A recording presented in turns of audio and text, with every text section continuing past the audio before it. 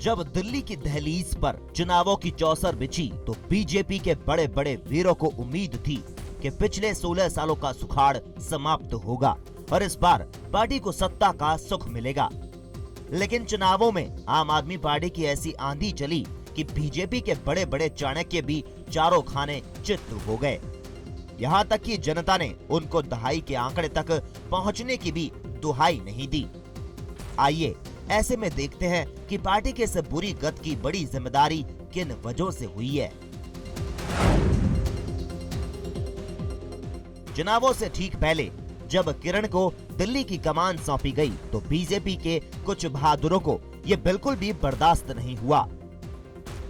जगदीश मुखी से लेकर हर्षवर्धन और सतीश उपाध्याय से लेकर विजय गोयल के गुटों ने पार्टी के भीतर ऐसी गुटबाजी मचाई कि आखिरकार चुनावों में बीजेपी का बंटाधार हो गया। Maybe the entry was too sudden, so they didn't accept it or they could not reconcile to the idea of Kiran Bedi coming and leading them. I think so. BJP की बगावत ने भी party का बड़ा नुकसान किया। मनोज तिवारी और उदित राज जैसे सांसदों के खुलेआम किरण बेदी के खिलाफत में उतरने से पार्टी को इसका खामियाजा भुगतना पड़ा।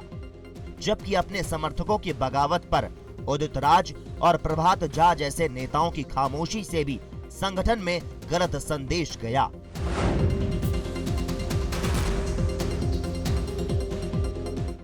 चुनावों से पहले दल बदल के दलदल ने भी बीजेपी का बेड़ा गर्क किया। साजिया इल्मी और विनोद कुमार बिन्नी के आने से पार्टी के विरोधी खेमे की खुसफुसाहट इतनी बढ़ी कि बीजेपी कई भागों में बंट गई।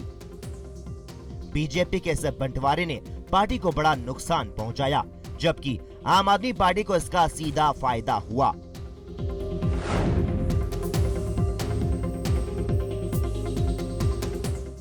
इन चुनावों में मुकाबला सिर्फ आम आदमी पार्टी और बीजेपी के बीच नहीं था, बल्कि किरण और केजरीवाल की शख्सियतें भी आमने सामने थी।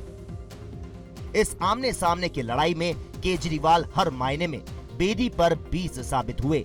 केजरीवाल जहां बिजली और पानी के मुद्दे पर चुनावी चौकड़ी भरते रहे, वहीं बेदी जनता को इसका कोई जवाब नहीं दे पाई।